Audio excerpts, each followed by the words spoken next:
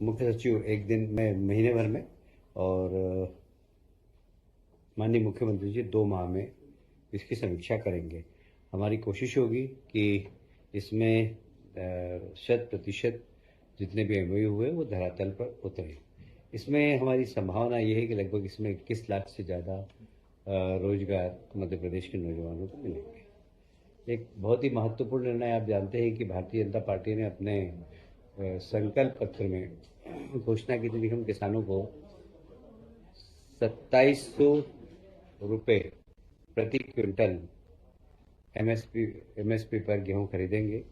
हम उसके करीब पहुंचते जा रहे हैं। इस बार कैबिनेट ने निर्णय लिया है कि किसानों का गेहूं हम 2600 रुपये प्रति क्विंटल पर उपार्जन करेंगे।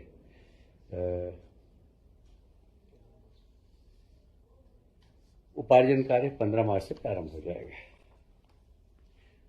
उसी प्रकार धान उपार्जन, हमारे यहाँ धान 3-4 जिलों में बहुत अच्छी होती है, तो उनको भी 4000 प्रति माह प्रोत्साहन राशि प्रति हेक्टेयर जी प्रति हेक्टेयर दी जाएगी।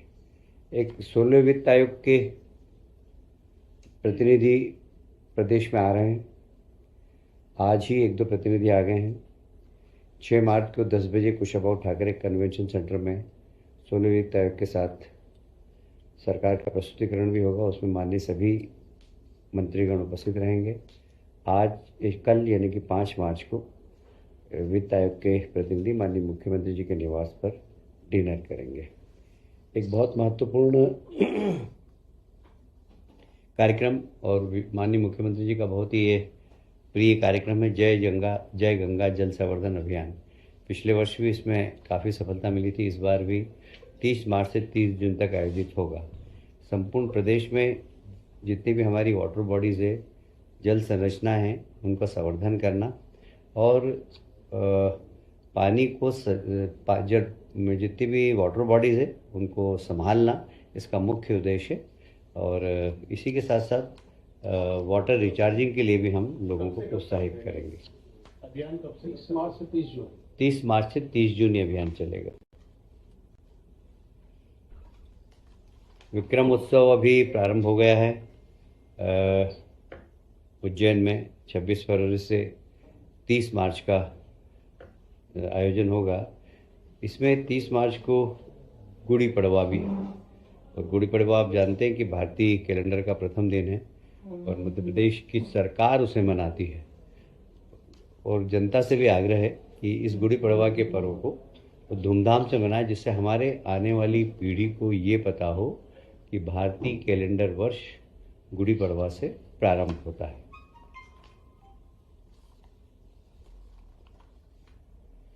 आप सब जानते हैं कि जैसे ही माननीय मुख्यमंत्री जी ने शपथ ली थी, वैसे ही 1 महीने तक किसानों के सीमांकन पटांकन के कार्यक्रम एक अभियान की तरह चलाए थे।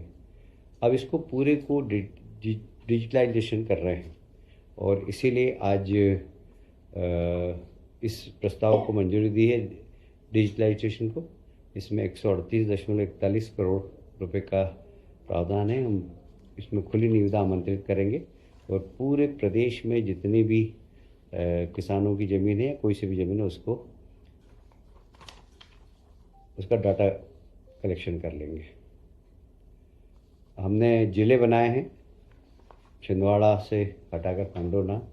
अब पांडुर्ना में वन विभाग का एक नया मंडल प्रारंभ कर रहे हैं। इसकी भी आज कैबिनेट ने स्वीकृति प्रदान की है।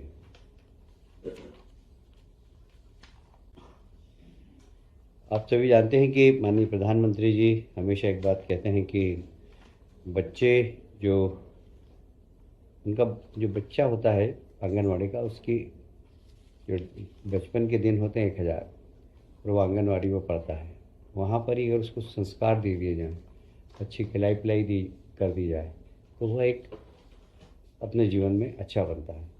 तो आज एक निर्णय लिया गया है कि आंगनवाड़ी की जितने भी कार्यकर्ता हैं, उन कार्यकर्ताओं को प्रशिक्षण देने का, और उस प्रशिक्षण के माध्यम से वे बच्चे जो छोटे हैं उन्हें सामान्य ज्ञान देना, शिक्षा के प्रति उनकी रुचि पैदा करना, तो इन सब के लिए आंगनवाड़ी कार्यकर्ताओं को एक प्रशिक्षण देकर उनका एक दृष्टिकोण बनाएंगे कि इन बच्चों का किस प्रकार विकास करना चाहिए, क्योंकि आंगनवाड़ी कार्यकर्ता उसको एक सरकारी नौकरी की तरह नहीं करे, इस प्रकार करे कि हमारे बच्चे और हमें इन्हें संस्कार देना और हमें शिक्षा के प्रति आकर्षित भी करना है। तो वहाँ पर बच्चों के जो छोटे छोटे खेल होते हैं वो भी, और यह केंद्र प्रवर्तित आंगनवाड़ी पोषण 2.0 योजना के अंतर्गत पोषण भी और पढ़ाई भी, इसके अंतर्गत इस कार्यक्रम को लिया गया है। इसमें परियोजना विकास अधिकारी और T3 जो कार्यकर्ता है उन सबको मास्टर टीचर बनाना, ये इसका उद्देश्य हो गया जी। पीएमसीपी का एक एक्ट था क्या वो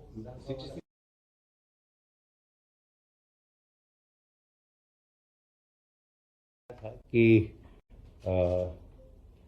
प्लानिंग एरिया के अंदर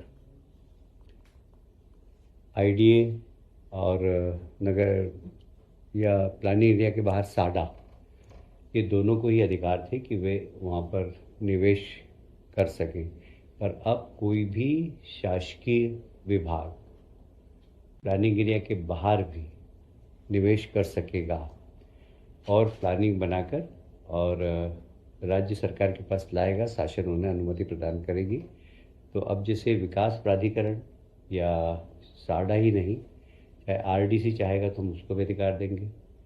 औद्योगिक डेवलपमेंट, इंडस्ट्रियल डेवलपमेंट क्या है वो आईडीसी, एमपीआरडीसी, वो अगर चाहेगा कहीं पर हम उनको भी परमिशन देंगे। पर छोटे प्रोजेक्ट नहीं, बड़े प्रोजेक्ट, कम से कम 500 करोड़ के प्रोजेक्ट हों कम से कम, तो वो अनुमति मांगेंगे तो हम उनको ये निवेश करने का अधिकार देंगे।